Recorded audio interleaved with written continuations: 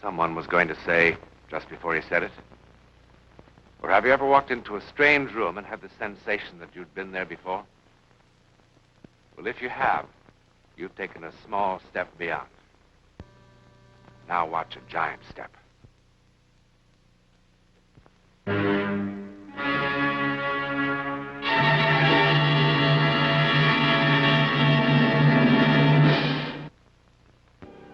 A tombstone cutter deals in logic. Every man has a birth date, and every man has a death date. And it's the function of the stone cutter to engrave these vital statistics in their natural order. Now, this seems so self-evident that it needn't even be discussed. I urge you, remember this stone cutter. All right, that's water over the dam. Get rid of Jameson. Never mind about his contract. He's got a price. Pay it and drop him. Now, look, you're going to have to handle that Houston business yourself. I'm flying to Tulsa in an hour, and I won't be back until late tonight. Tony! Now, look, tomorrow won't be any good either. I'm tied up all day. All right, then. Will you get it settled and check with me? All right, Tony, all right. That's enough. What are you trying to do? Kill me? Oh. Yeah, this is for you. So? Well, it might be important. You're all important. Read it, will you, Tony? Oh! This one I never heard of. Cassaneck Village, Maine. Give me that. You even got business up there?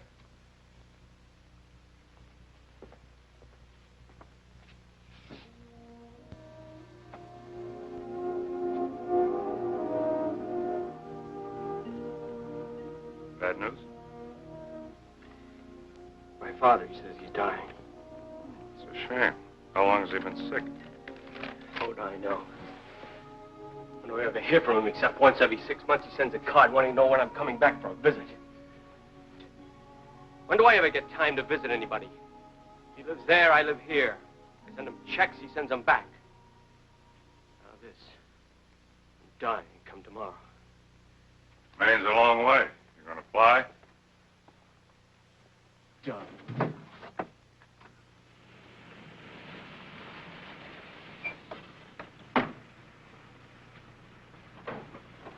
Change.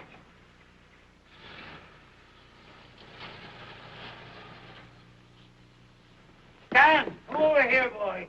Ain't in no condition to go to you.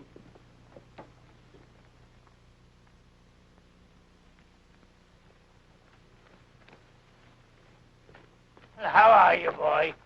Didn't expect you for a couple of hours yet. What the devil do you think you're doing up there? What the devil does it look like? I was fixing to finish this off, but seeing how you brought visitors, I reckon I'd best come down for a little handshake and welcome to you. Name's Lockhart. I'm Dr. Halsey, your son's physician. And this is Doc Simmons sitting with me. How do you do, Doctor? Now, just exactly what's going on here? Well, now, it's right good to see you, Stan. Look, what kind of a joke is this supposed to be? You scare me into getting a doctor and flying 3,000 miles because you're supposed to be dying today, and look at you. He's young yet, boy. What are you talking about? Up on a ladder painting a house? And you there, telling me tomorrow it'd be too late. I reckon it will be. Well, have you made a diagnosis, Doctor? You could call it that. Dying up on a ladder painting a house. I don't know of any plan that a man has to lie down to die. I was sort of planning on visiting with you, not arguing. Ain't much time left for arguing, you know. Oh, Pop, what do you want to talk like that for? What do you want to try to scare me with a trick like this for? Oh, are you sick? Are you feeling bad? Oh, never felt better in my life, as a matter of fact. Examine him. Take him in the house and examine him.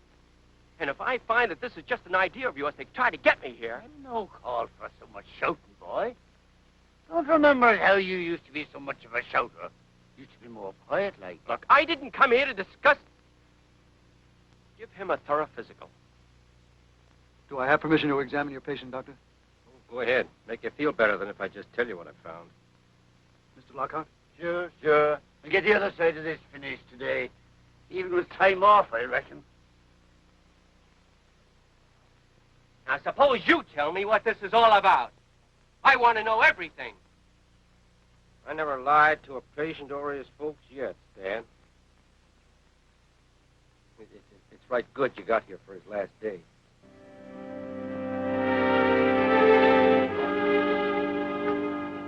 Well?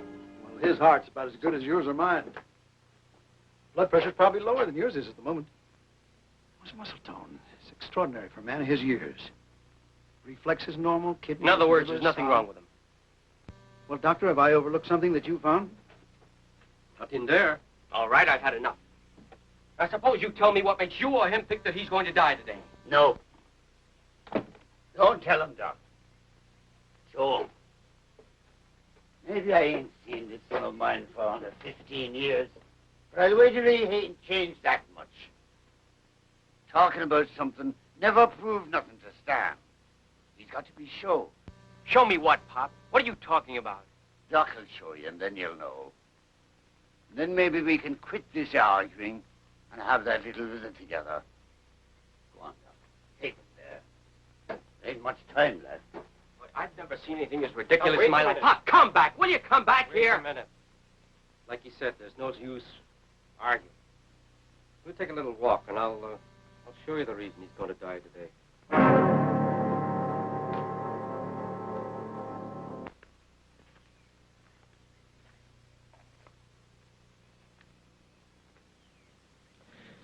The thing he wants you to see is right here. And it's old Menzies' place. Oh, you remember Menzies, hmm? He's still carving gravestones for everybody in town before they die? That's right. The old ghoul used to give me the creeps when I was a kid. Having those stones all ready and waiting for the final date. Still doing it. He carved the stone for your pa, Stan. Finished it, 5-6 years ago. Over there. All right, so he carved the stone. Your pa's stone is different from the others, Stan. Come on, look.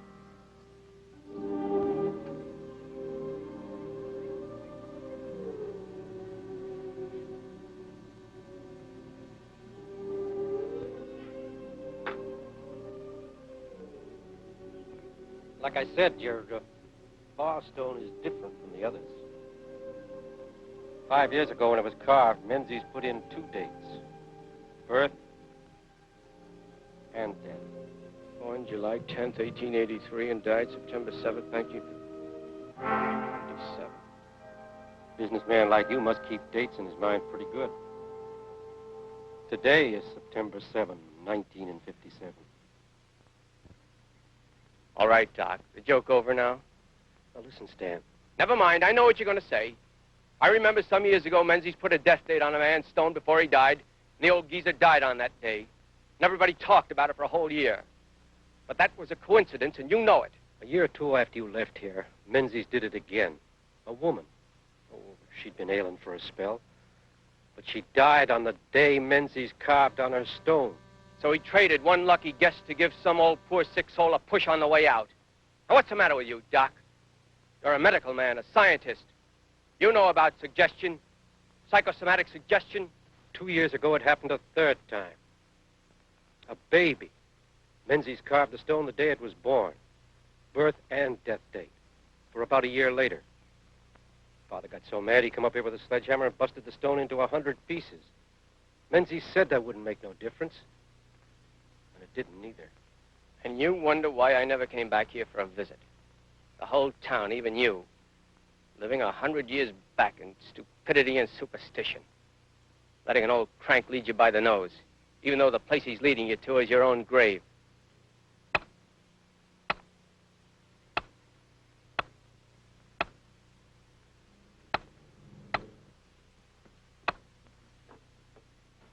My name's Lockhart. Sorry about your pa, Mr. Lockhart. Got a phone here? I am. You get in there and call my father and you tell him this thing is a fraud. Ain't no fraud. Get on that phone. Can't stop death with a phone call. All right, what do you want? Well, it'll do for a start. How much money do you want to call up this ridiculous act of yours? I carve the truth when I know it, Mr. Lockhart. I don't like it none. Your pa is a good man. I'll give you $500. Take it and break up that stone and call my father and tell him the joke's over. Maybe you think you can buy yourself a lie with money, Mr. Lockhart. But it ain't going to change the truth. Go back home, Stan. Spend some time with your pa while there's still time.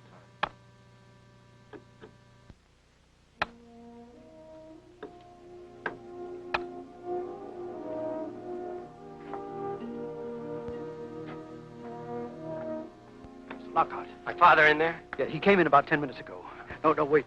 Before you go in there. What's the matter? Well, he came back about 10 minutes ago, as I said. And he looked rather ill, so I gave him another checkup. And, well, I just don't know how to explain this, but there's been a definite change. His heart is erratic, his pulse is weakened. There's nothing definite, but I... Up.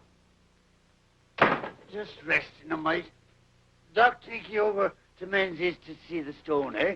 Pop, how much of a fool do you have to be? What's the matter with you? So a guy puts a couple of dates on a stone. Now, that doesn't mean a blasted thing. Still shouting, boy. Seems like you do a powerful lot of shouting. Will you listen? Will you listen to me instead of some of these half-cracked characters around here? Now, you're not going to die because some crank puts a couple of letters on a stone. Those other things, call them coincidence, call them suggestion. They don't mean a thing. What's all this you do back where you work, boy? It keeps you so busy. We got a short time to catch up on a long while. Now, Pop, we've got all the time in the world. If you just... Making money, I guess, judging by that fancy doctor. And them checks you send me every month. I can afford to send checks to a man who sends them back uncashed. Made you mad, didn't it, by doing that, eh? Well, they were for you. No, not for me. More for you. You got a name for it here. Conscience money. I don't want you having me on your conscience, boy. Now, look, Pop, let's get this straight. I don't have anything on my conscience. Now, maybe you have. Maybe that's why you think you're dying, because somebody says today is your day. But I don't. Always kept thinking you'd come back, Stan. Before now, I mean. Figured we'd get a weekend in fishing up at the Rangeleys. Now, look, Pop, we've got more important things to talk about than the fact that I didn't come back here and fish and you got a grudge. I ain't got a grudge, boy. No. Well, you used to cash the checks. You used to cash them all up until that Christmas when I said I was coming back for the holidays. Then just because something came up and I couldn't make it, you started sending them back. And you don't call that a grudge. 'Twasn't. After that Christmas, I didn't need the money no more. Why not? I quit buying the things I needed it for. What are you talking about? I'll show you. Remember that Christmas? You was about 10. Your ma was still alive then. You wanted a fishing rod, a good one. If you didn't have money for no store rods, I made you one. You didn't say much, but we knew. Boy, 10, he wants what he wants. That Christmas, I reckoned you were coming back for a visit. I bought a rod. Got all kinds of stuff here. The gun you wanted when you was 12. Field glasses. That must have been the next year. Camera. Wristwatch.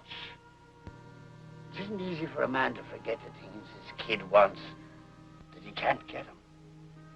You mean you spent all this money I sent you for things to buy me? I had to use yours. Never could do it on my own. Wouldn't have told you. Except that you'd probably be wondering after I was gone. And you cleaning up things and found this stuff. I think maybe I'd best go sit down a while.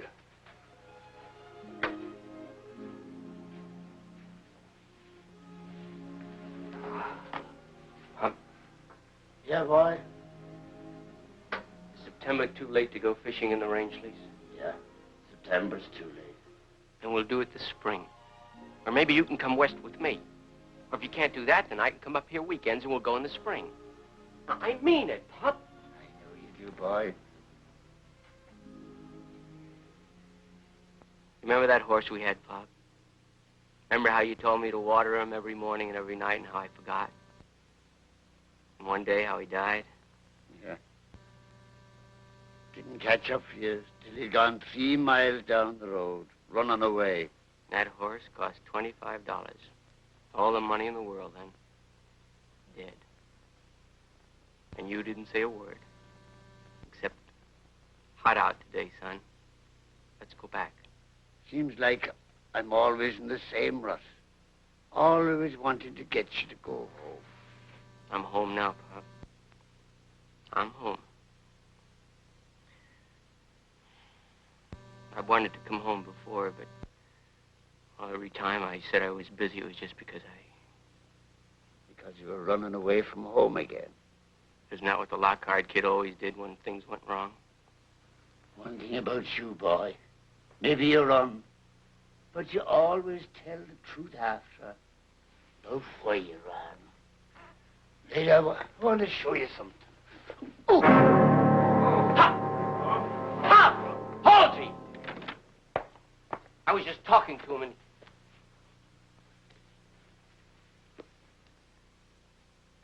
Cardiac seizure. I can't understand it. His heart was in fine condition this morning. It still is. He's going to be all right. Just save him.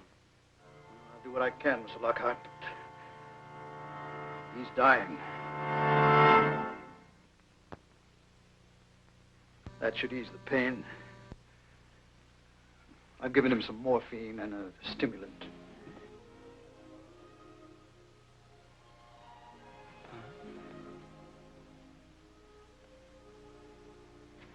Please. See, I'm not shouting. I'm not shouting, but listen to me. We've wasted so much time already.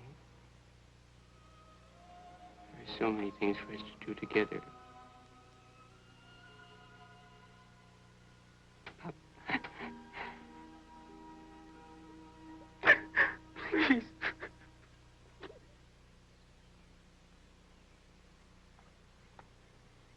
You know, Doc Simmons told me about that headstone. And I keep telling myself, why, this is United States, 1957. It's not Haiti, not the jungle. We're here. Had nothing to do with the headstone. It was his heart. Yeah, I keep telling myself that, too. But his heart was okay this morning. He was in fine condition. Other people in good condition have been hit with a heart attack, too. Yeah, I know that. Tell me something now. Those 3 cases, they weren't substantiated, were they? Well, I mean, now if they were, if this man could really call these names, why, there'd been some publicity about it. The newspapers would have carried the story. I can see you don't know much about towns like this, Halsey. Even if Menzies did what they said and brought the dead back for an encore, nobody outside this town would ever know about it. They guard their town and their secrets as if it were pure gold. Why, then, you think those 3 cases were authentic? I think it's time you stopped asking questions and started doing what I paid you to come here to do. Now get in there and help him.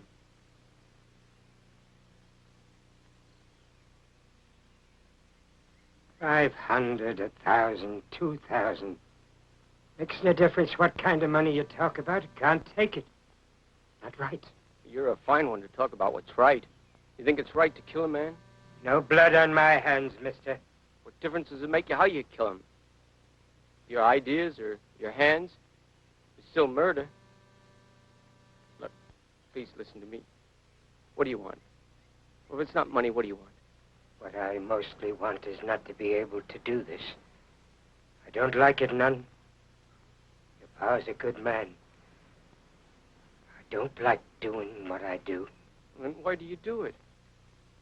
Seems like I can't not. Names, dates, I carve them. When it tells me to put something extra, I gotta do it, that's all. Go on home to your pa, mister. You can't do him no good here. You murdering devil, you! Get out! Get out! What for? So you can go on with your killing? So you can write somebody else's death sentence? Huh? Get out! Please. Listen to me, please, please. My father's dying. Look, I just want to go home and tell him there's no stone, that there's a mistake. Please, listen. I said get out! All right. I'll go now. But I'll be back with someone to stop you. I'll be back. I'll be back. I'll be back. I'll be back. I can't do that, Stan. I know how you feel, but I can't do that. Why can't you? It's murder, isn't it? Why can't you do your job and close up Menzies' place and throw him in jail where he belongs? Why can't you do your job? My job is law, Stan, not persecution. You sit there and talk to me about persecution. Who's persecuting who? What about Menzies? Can't you understand, Sheriff, my father's dying? What does it take to get a town to do something about this? What does it take to stop a man like Menzies? Tell me what I can do. What anyone can do and stay inside the law, and I'll do it. I can't throw a man in jail for carving a date on a stone. If I could, it would do no good anyhow. What are you all, dead in this town? Is that why you don't care if a man killed because you're dead anyway? Standing there letting a thing like this happen? How can we stop it? You tell me that. The father of that baby that got burned, he felt like you did. He came in here like you now, shouting at me to lock up Menzies. But I couldn't. Then he went out to the stone yard and smashed his baby's tombstone to bits. It didn't change a thing. The people in this town don't like this any more than you do. But what are we supposed to do? I don't care what you do. Just do something. Stop him. Stop him? Stop him from what? That stone was carved 5 years ago. Carved and finished. You want me to beg, don't you? Just like everybody else in this hick town, you want to cut me down to size and make me beg, huh? All right, I'm begging. Just stop him, will you? Arrest him, run him out of town, do anything, please, but just stop him, will you? I've wasted a lot of time. My pup and I, we've got so many things to do together. We just have so many things to do together. Sheriff Allen speaking. Hiya, Doc. Yep. Came in a while ago. I'll tell him. Look, just get Menzies to come with me to Pop's, will you? Now, that's not breaking the law, is it? Huh? Just get him to say it was a mistake? Stan, that was Doc Simmons called. Sorry, Stan. Your pa's gone.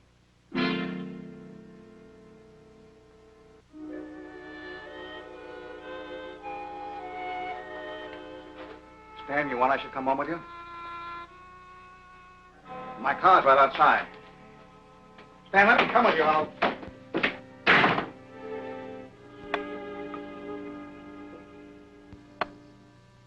My father's dead. I figured.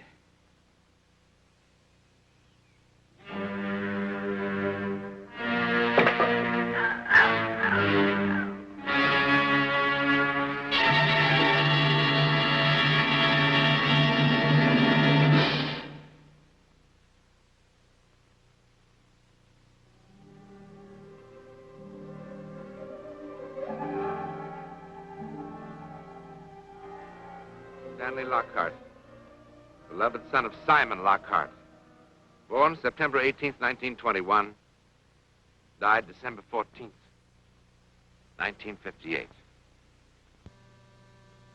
Died executed by the state on that day for the murder of Peter Menzies, stonecutter.